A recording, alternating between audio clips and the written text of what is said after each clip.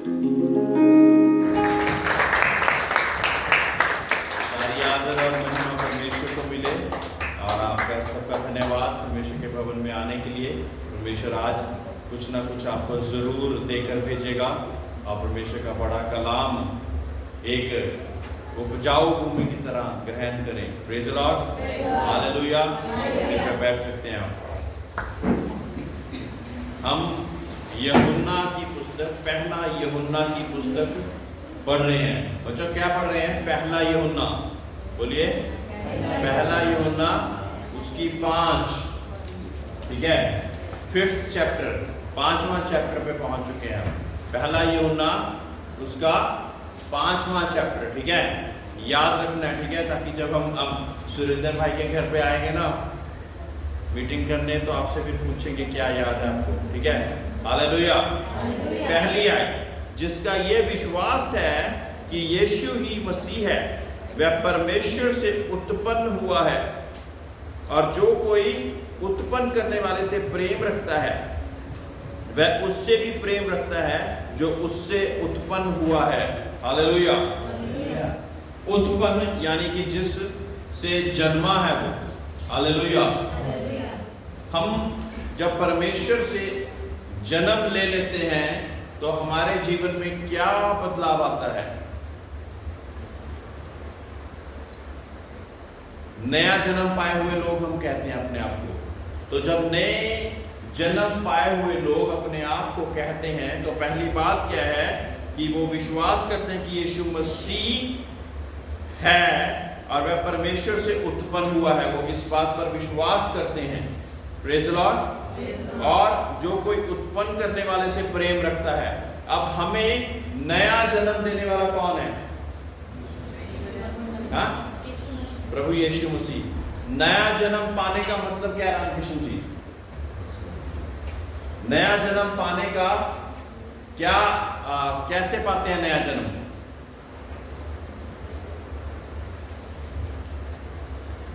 और कोई बता दे, भाइयों में से बताए कोई, बस बहनों से नहीं, पहले भाइयों से बताए। नया जन्म पाने का मतलब क्या है? हाँ जी, हमारे जीवन में बदलाव आ जाता है।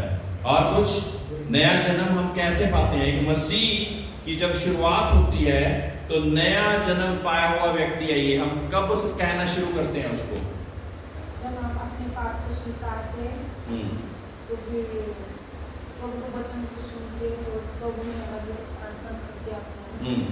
सो फर्स्ट जो चीज हम करते हैं वो करते हैं अंगीकार। क्या करते हैं? अंगीकार। ये आप लोग को बहुत बार बताया हुआ, रामकृष्ण जी इस बार ध्यान रखना। नया जन्म पाना सबसे पहला काम क्या है? अंगीकार में हम क्या करते हैं? अपने पापों का प्रायश्चित करते हैं। अपने पापों का प्रायश्चित करते हैं और प्रभु यीशु मसीह हमारे लिए मारा गया, गाड़ा गया, तीसरे दिन मुर्दों में से जी उठा और उसमें ये ताकत है कि वो हमारे पापों को माफ कर सके। ये आपका पहला स्टेप हो गया, नए जन्म पाने का पहला स्टेप हो गया। दूसरी बात क्या करते हैं? दूसरी बात कोई भी बता दे, बताइए। दूसरी बात क्या है? दूसरा स्टेप क्या है? आज्ञा पालन किस चीज में पहले करना?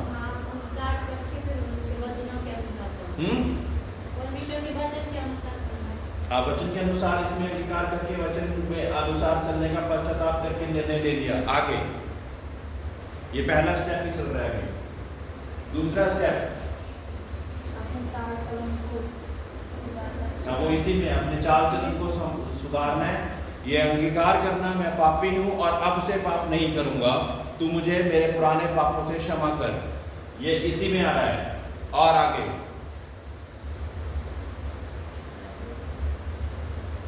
तो बच्चों बोलो, पहला स्टेप है अंगीकार। बोलिए बेटा, पहला स्टेप है अंगीकार, ठीक है। दूसरा स्टेप बपतिस्मा। बच्चों बोलो, पुराने लोगों नया जन्म बिना बपतिस्मे पाए आप आपको नया जन्म पा लिया कह पाएंगे क्या? बताइए, तो क्यों नहीं बोल रहे? बपतिस्मा यानी कि पानी के द्वारा बपतिस्मा, डुबकी का बपतिस्मा।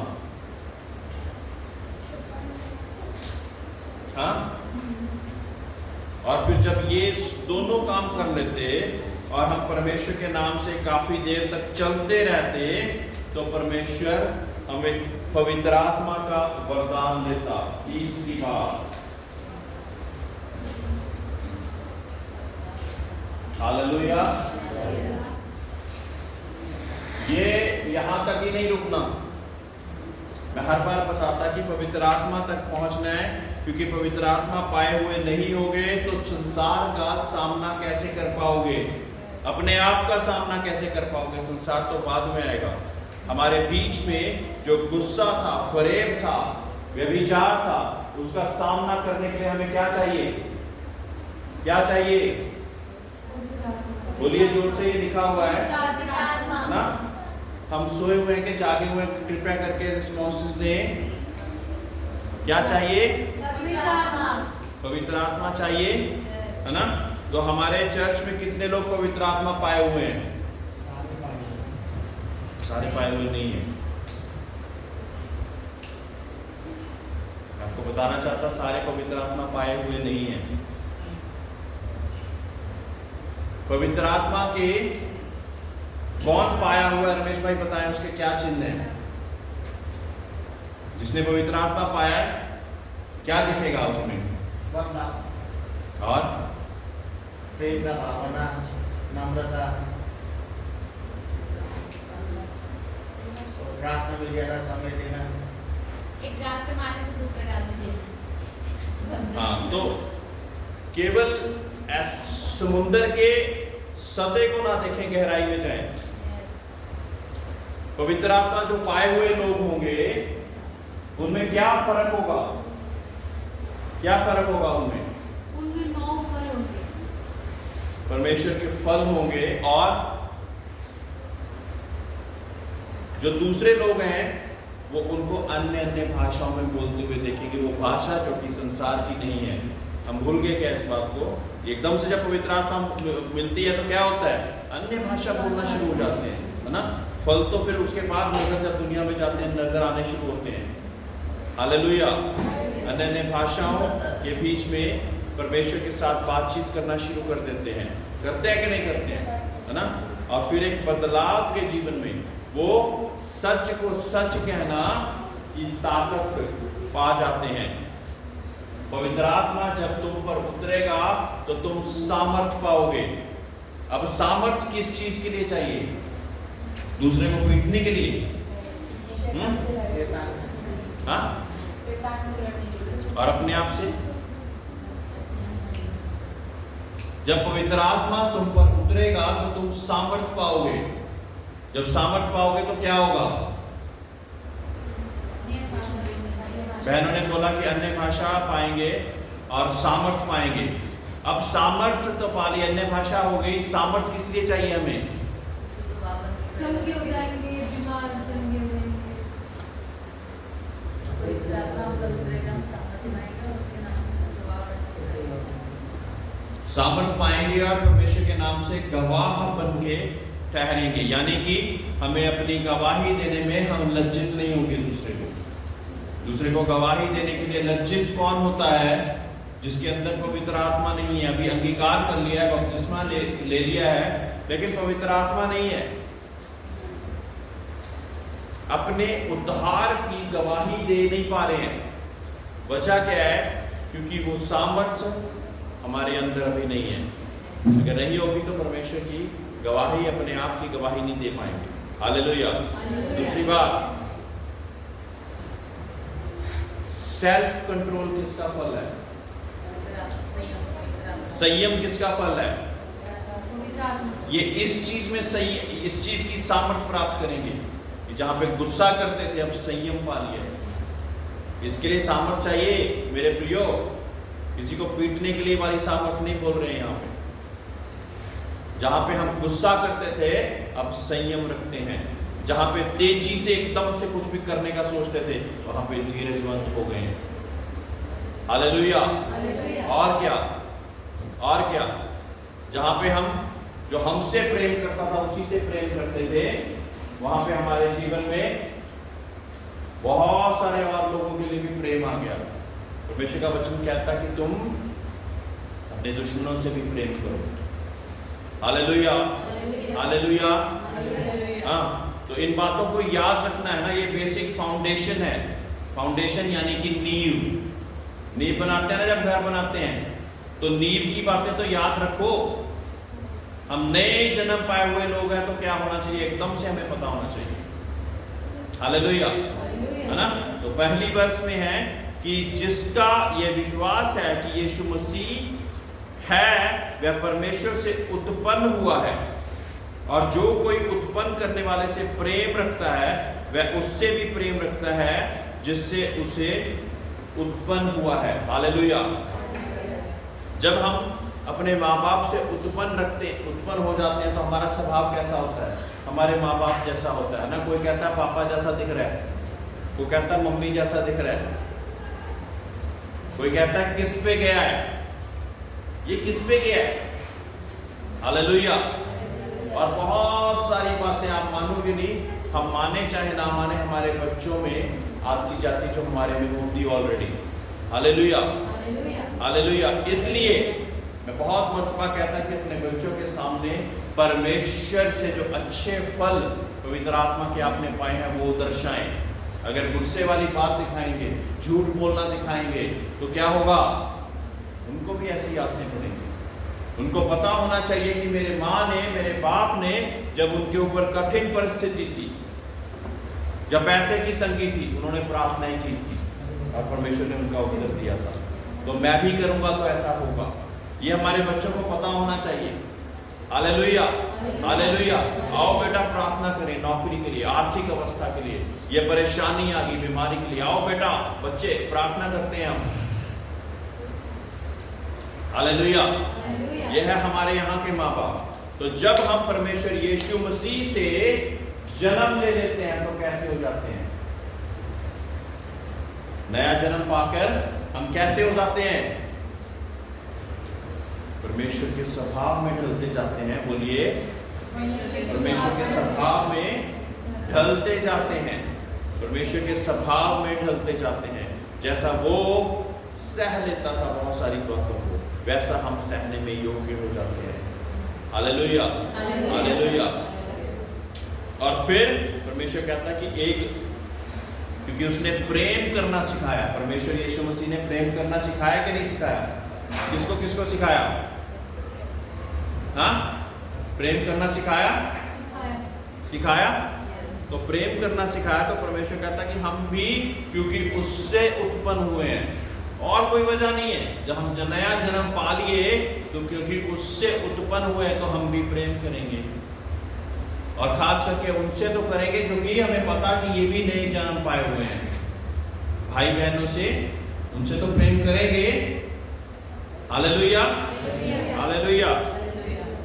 जब हम परमेश्वर से प्रेम रखते हैं और उसकी आज्ञाओं को मानते हैं तो इसी से हम जानते हैं कि हम परमेश्वर की संतानों से प्रेम रखते हैं। हालेलुया।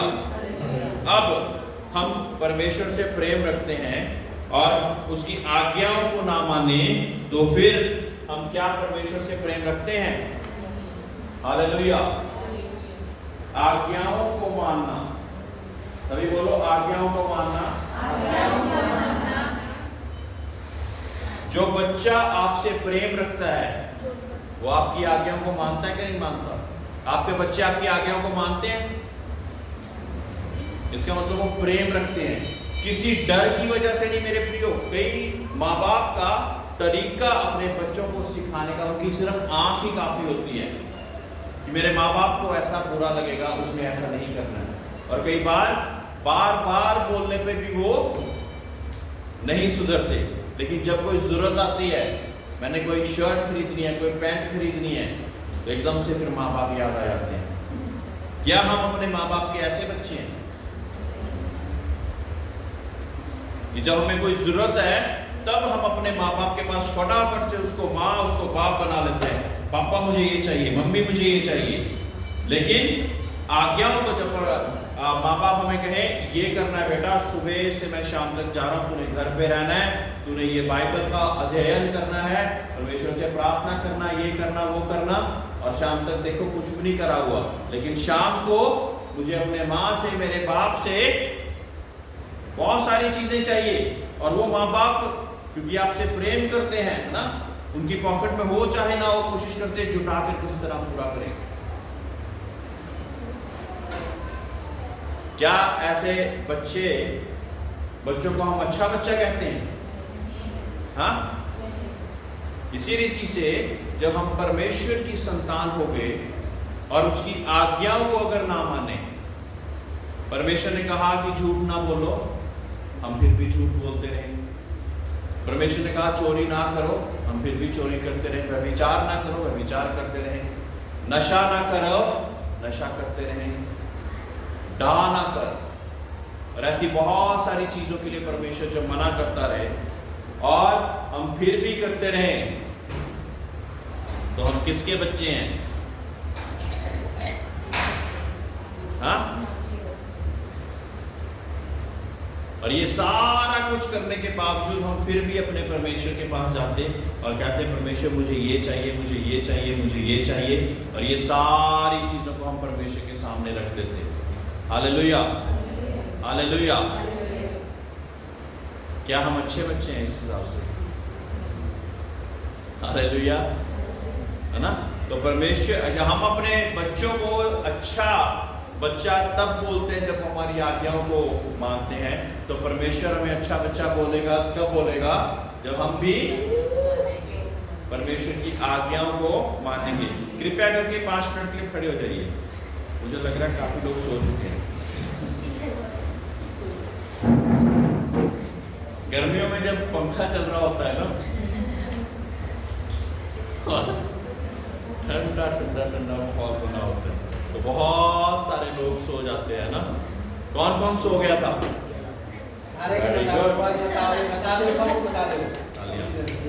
कौन कौन सो गया था? कौन कौन सो गया था? अब देखो कोई मान नहीं रहा। चलो अभी मैं दूसरी तरह पूछता हूँ। अभी लास्ट वर्ष हमने कौन सी पढ़ी, उसमें मैंने क्या बोला?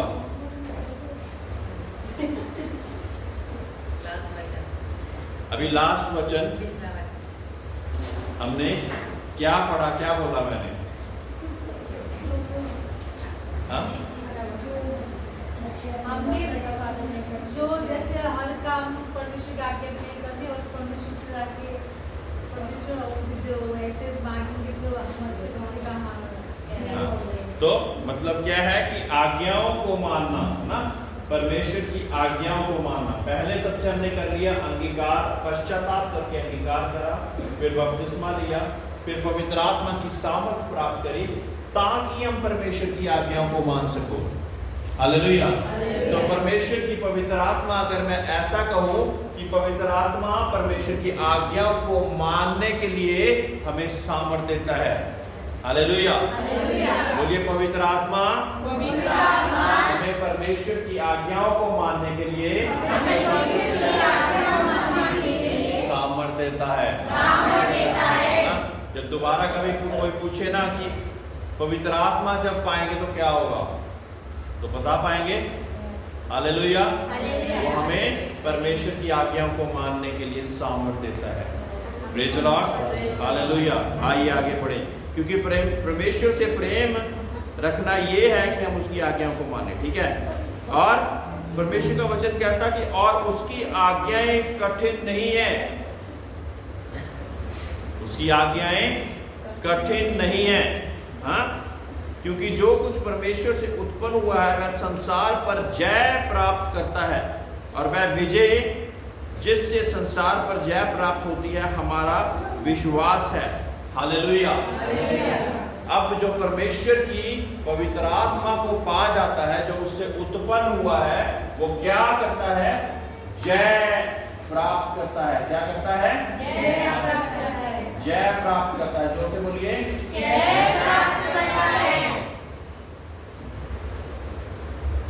जो कुछ बोर्ड में लिखा है ना, अगर इतनी भी बातें आप अपने साथ ले जाएंगे ना, परमेश्वर आपको बहुत बहुत बरकत दे।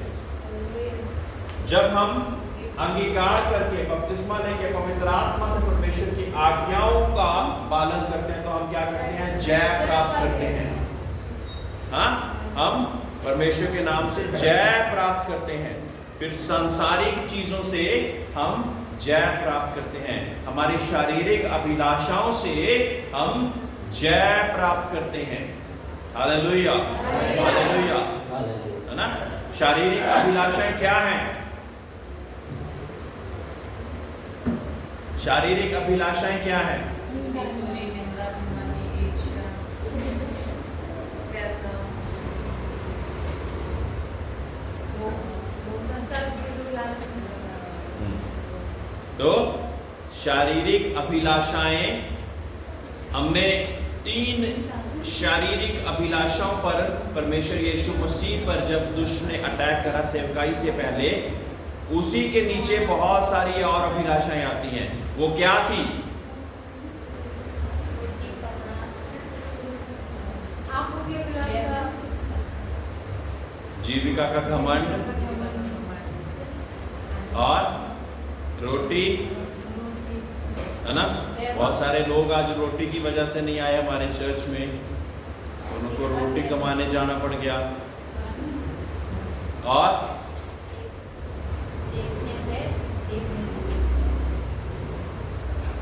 हालेलुया, आंखों की, शरीर की और जीविका का घमंड।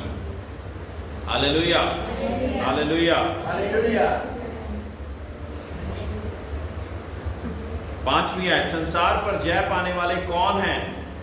केवल वह जिसका ये विश्वास है कि यीशु परमेश्वर का पुत्र है। यही वह जो पानी और लहू के द्वारा आया था, अर्थात यीशु मसीह वह ना केवल पानी के द्वारा वरन पानी और लहू दोनों के द्वारा आया था। हालेलुया। यहाँ पे लिखा कि प्रभु यीशु मसीह पानी और लहू दोनों के द्वारा आया। इसका क्या मतलब है? मेरे प्रियो, इतनी डिटेल में मैं इसलिए चाहता कि आप भी बाइबल को इसी रीति से पढ़ना सीख जाएं। ये वचन किस लिए इसके यहाँ पे लिखा हुआ? पानी और लहू से परमेश्वर यीशु मसीह आया, वचन में लिखा है। क्या मतलब है इसका?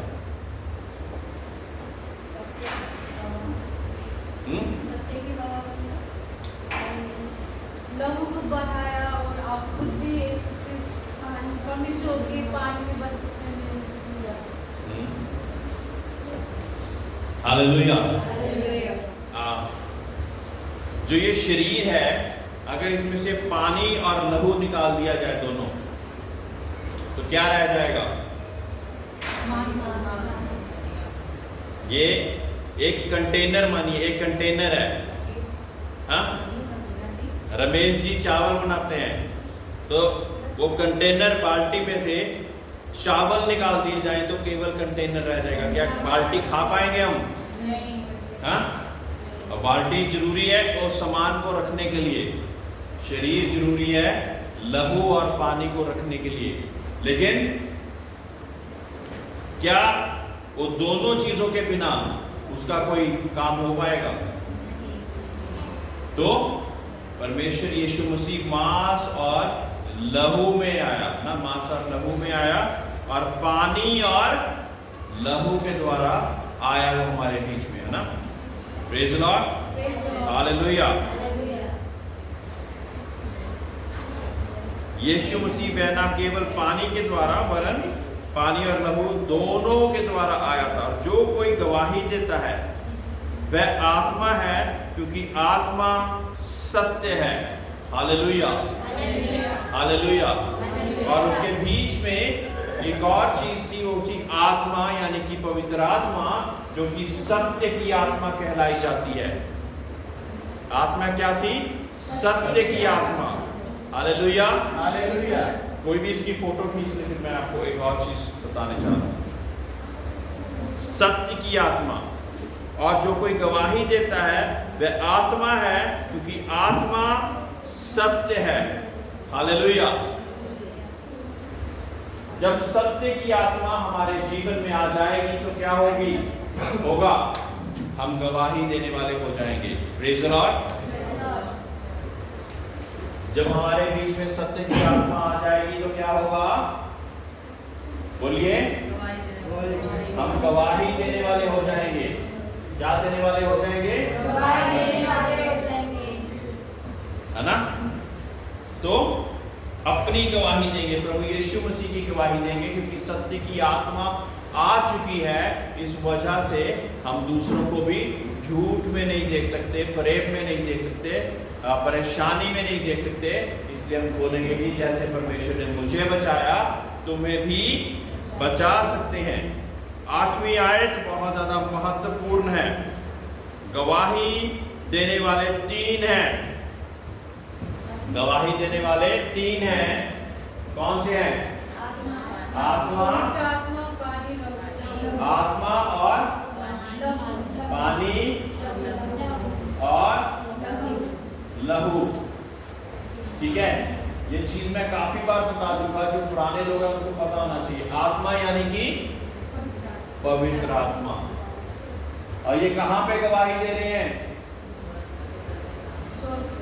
हाँ, स्वर्ग में गवाही दे रहे हैं। पानी यानी कि बपतिस्मा।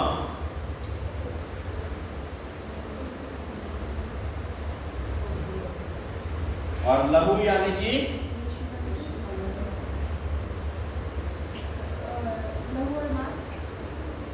लहू यानी कि 3 चीजें आपकी गवाही देती हैं। आत्मा और पानी और लहू।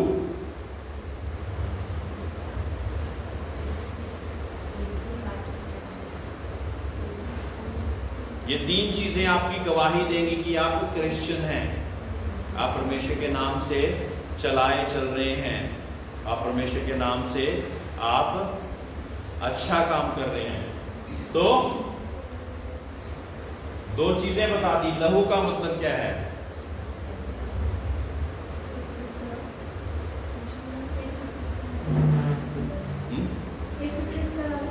यीशु क्रिस्त का लहू हमारी इस बात की गवाही देता है कि उसने अपने लहू के द्वारा हमें पापों से मुक्ति दे दी है। हालेलुया। रमेश भाई पीछे भी करेंगे। इधर से अच्छा दिखता है बात। प्रभु यीशु का लहू जो हमें पापों से माफ करता। ठीक है,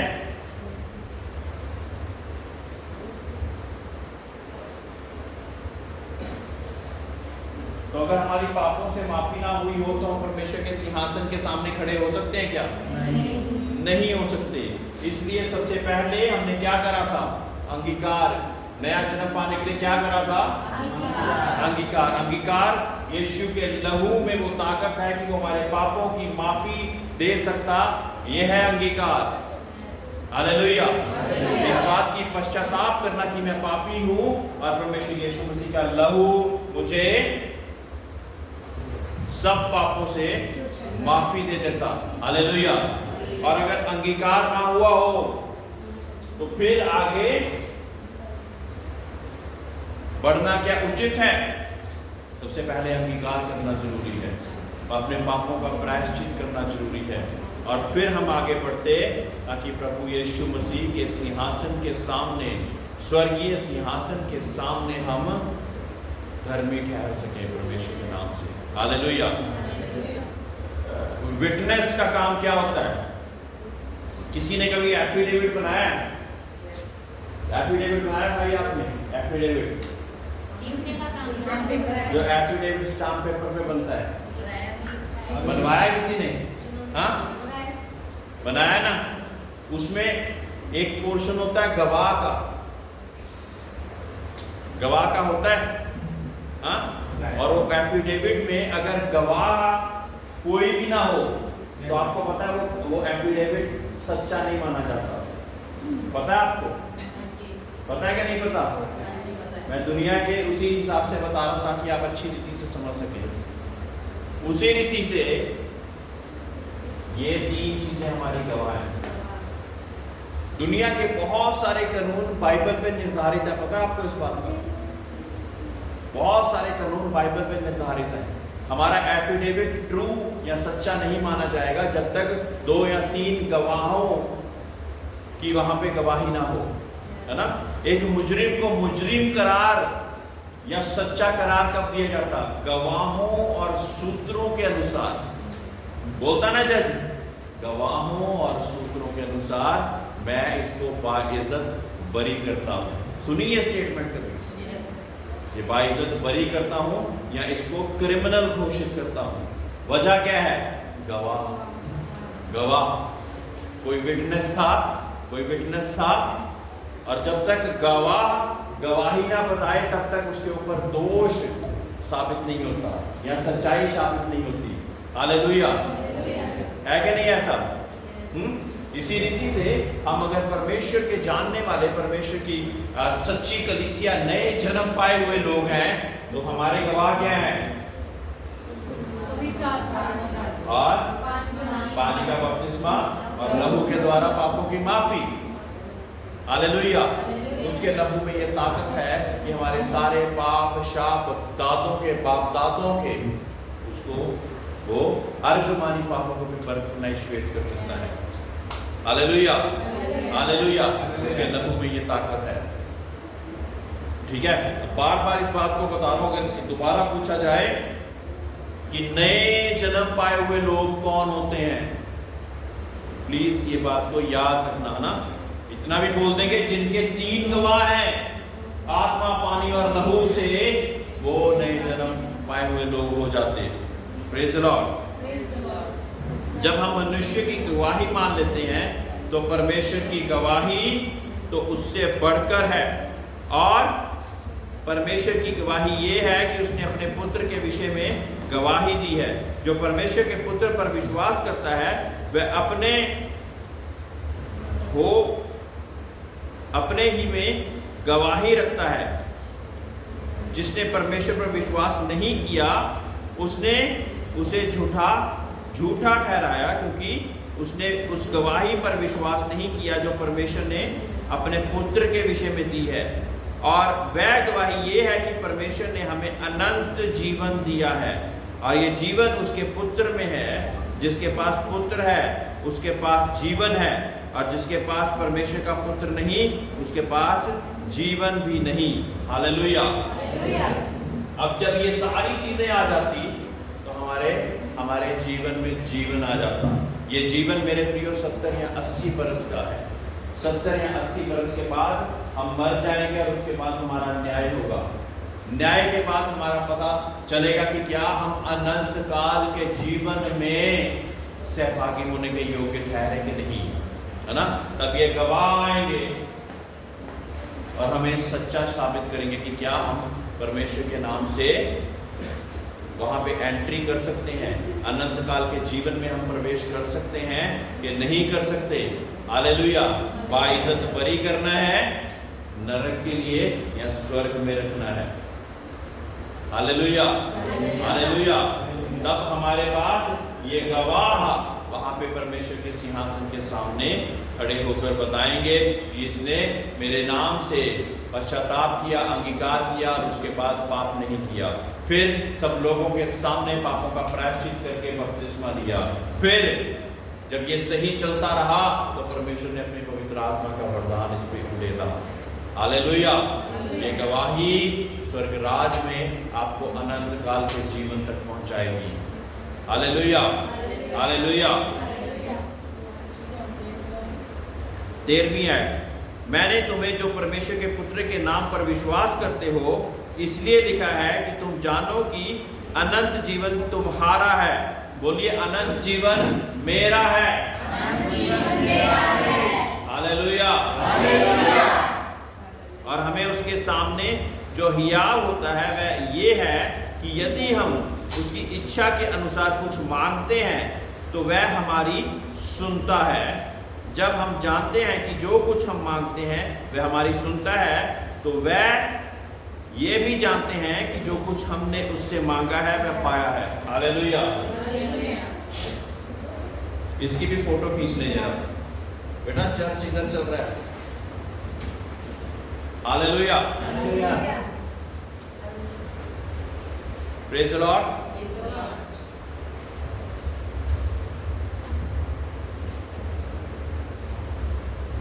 जो कुछ हम मांगते उसकी इच्छा के अनुसार, है ना। एक वर्ष हमने देखी थी जहां पे लिखा हुआ था कि मांगो तो तुम्हें भी दिया जाएगा, याद है। खटखटाओ तो खोला जाएगा, ढूंढोगे तो पाओगे। अब यहाँ पे परमेश्वर ने उस चीज को मांगना कैसे है उसको और थोड़ा गहराई के साथ बताया गया है। क्या है? मांगना उसकी इच्छा के अनुसार। Hallelujah, hallelujah. अब उसकी इच्छा के अनुसार, जो पुराने हमारे है ना डाकू होते थे चंबा के, वो कहते थे हमारी मदद और सहायता करना, लूट मार करने जा रहे हैं। ये क्या परमेश्वर की इच्छा के अनुसार मांग है? हाँ, बताइए जोर से। हमारी मदद और सहायता करना, हम चोरी करने जा रहे हैं और लूट मार का माल लाएंगे, तुम्हें भी देंगे थोड़ा। अच्छी बात है ये। हाँ, हम परमेश्वर से मांगे कि परमेश्वर इस महीने मेरी बहुत सारी, अच्छे ऑफिसर रैंक में बैठा हुआ व्यक्ति बोला बहुत सारी रिश्वत इकट्ठी हो जाए, मैं उसमें से और आपको भी निकाल के दूंगा। ये अच्छी मांग है? हालेलुया, हालेलुया, है ना। तो इस तरह की मांगे कई बार हम ना किसी तरह से परमेश्वर के सामने रखते हैं। हालेलुया। कुछ बच्चे जो कि भी पूरी तरह से समझ नहीं रखते, वो क्या कहते हैं? मम्मी पापा मुझे ये दिलाओ फिर मैं चर्च में जाऊंगा। ये कैसी डिमांड है? अच्छी है ये क्या परमेश्वर की इच्छा के अनुसार है? ये मांग क्या परमेश्वर की इच्छा के अनुसार है? मेरे जीवन में परमेश्वर ये कर तब मैं मानूंगा। हालेलुया। इस तरह की मांगे रखकर हम कहते हैं कि हम परमेश्वर की मांगो तो दिया जाएगा, लेकिन यहाँ पे थोड़ा सा और अच्छी रीति से बताएगा, मांगो तो प्रभु परमेश्वर की इच्छा के अनुसार। हालेलुया, हालेलुया, है ना। हम परमेश्वर के सामने ताल मोल करने लग जाते हैं, मोल भाव करने लग जाते हैं। हालेलुया।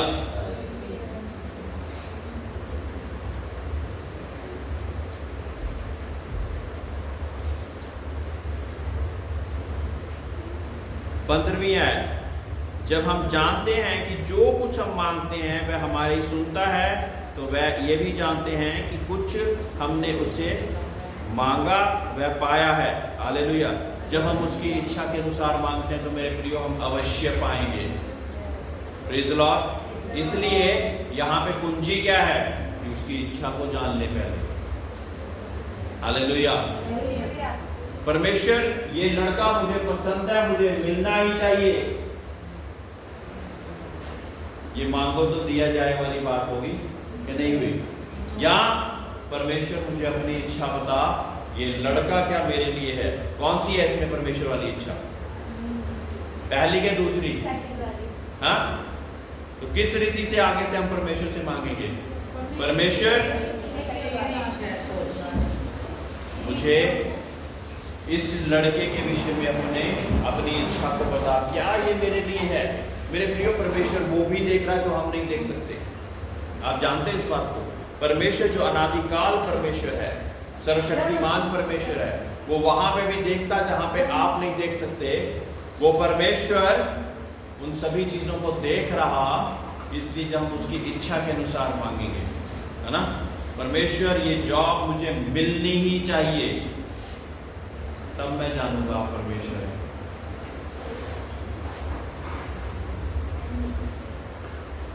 मांगो तो दिया जाएगा। मेरे प्रियो, परमेश्वर आपको तंगी मुसीबत परेशानी में नहीं रखना चाहता। परमेश्वर ये जॉब मुझे अच्छी लग रही है, तेरी इच्छा हो तो इसको पूरा कर, और मैं जानता कि तेरी इच्छा मेरे लिए बेहतरीन है, क्योंकि परमेश्वर तेरे वचन में लिखा, जितनी भी कल्पनाएं तू मेरे लिए करता वो बुराई के लिए नहीं लेकिन भलाई के लिए है। Hallelujah, hallelujah. इस तरह से हम परमेश्वर के सामने अपनी बातों को रखें। Hallelujah, hallelujah. ये सोच के कि वो स्वर्गीय सिंहासनों पर बैठने वाला परमेश्वर है, जो कि एक उसकी आवाज से, एक उसके वचन से पूरी दुनिया तहस नहस हो सकती है। ऐसे परमेश्वर के सामने हम कोई अपनी मांग रखने वाले हैं। परमेश्वर ये नहीं कहता कि आप ना मांगे, आप मांगे परमेश्वर की इच्छा के अनुसार। उसकी इच्छा आपके लिए बेहतरीन है। हम जो सोच नहीं सकते अपने बारे में, उससे बेहतर वो हमारे लिए सोच के बैठा हुआ है। हालेलुया। हमारे नाम को उसने अपनी हाथों की हथेली पर कुरेद रखा है। हमारे एक एक सिर के बाल को उसने गिन रखा है। वो आपसे बहुत प्रेम करता है मेरे प्रिय। केवल उसको सबमिट करना सीखें, उस पर निर्भर रहना सीखें। परमेश्वर आपके जीवन में बहुत बड़ा कार्य करेगा। हालेलुया। यदि कोई अपने भाई को ऐसा पाप करते देखे जिसका फल मृत्यु ना हो, तो विनती करे और परमेश्वर उसे उनके लिए जिन्होंने ऐसा पाप किया है जिसका फल मृत्यु ना हो जीवन देगा। पाप ऐसा भी होता है जिसका फल मृत्यु है, उसके विषय में मैं विनती करने के लिए नहीं कहता। सब प्रकार का अधर्म तो पाप है, परंतु ऐसा पाप भी है जिसका फल मृत्यु है। आपके लिए होमवर्क है, इस बात को खोजना है। ठीक है, आप सब लोगों ने ध्यान से सुनना। जिस विषय के बारे में यहाँ पे लिखा हुआ है, जिस पाप का फल मृत्यु है, उसके बारे में जिसमें प्रार्थना करने के लिए परमेश्वर ने नहीं बोला, वो कौन सी चीज है आप मुझे बताएंगे, खोज के बताएंगे, परमेश्वर से प्रार्थना करके बताएंगे, परमेश्वर से मुकाशवा पाकर बताएंगे। करेंगे? कितने लोग करेंगे? यहाँ पे ये वर्ष लिखी हुई है ना, यदि कोई अपने भाई को ऐसा पाप करते देखे जिसका फल मृत्यु ना हो, तो विनती करे और परमेश्वर उसे उनके लिए जिन्होंने ऐसा पाप किया है जिसका फल मृत्यु ना हो, जिन्होंने ऐसा पाप किया है जिसका फल मृत्यु ना हो जीवन देगा। पर आगे क्या लिखा है? पाप ऐसा भी होता है जिसका फल मृत्यु है। अब ऐसे फल कौन सा है, ये है आपका सवाल, ये आपका होमवर्क है। ऐसा फल कौन सा है जिसका फल, ऐसा पाप कौन सा है जिसका फल मृत्यु है, जिसके लिए परमेश्वर कहता है कि उसके लिए प्रार्थना न कीजिए। हालेलुया। अगर हमारा भाई बहन कोई ऐसा पाप कर रहा है जिसका फल मृत्यु है, उसके लिए केवल प्रार्थना ना करने के लिए लिखा है। और आगे क्या लिखा है कि सारे अधर्म के पाप, सब प्रकार का अधर्म तो पाप है, परंतु ऐसा पाप है जो अधर्म के काम है, उसके लिए परमेश्वर कहता है कि अधर्म के कामों के लिए तो आप प्रार्थना करिए, लेकिन एक ऐसा पाप है जिसका फल मृत्यु है। हालेलुया। करेंगे?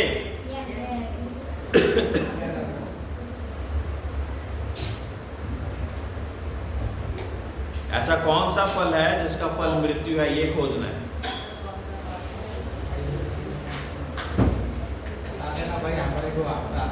हम जानते हैं कि जो कोई परमेश्वर से उत्पन्न हुआ है वह पाप नहीं करता, पर जो परमेश्वर से उत्पन्न हुआ है उसे वह बचाए रखता है और वह दुष्ट से छूने नहीं पाता, दुष्ट उसे छूने नहीं पाता। हम जानते हैं कि परमेश्वर हमसे है और सारा संसार उस दुष्ट से के वश में पड़ा है। हम जानते हैं कि हम परमेश्वर से हैं और सारा संसार उस दुष्ट के वश में पड़ा है।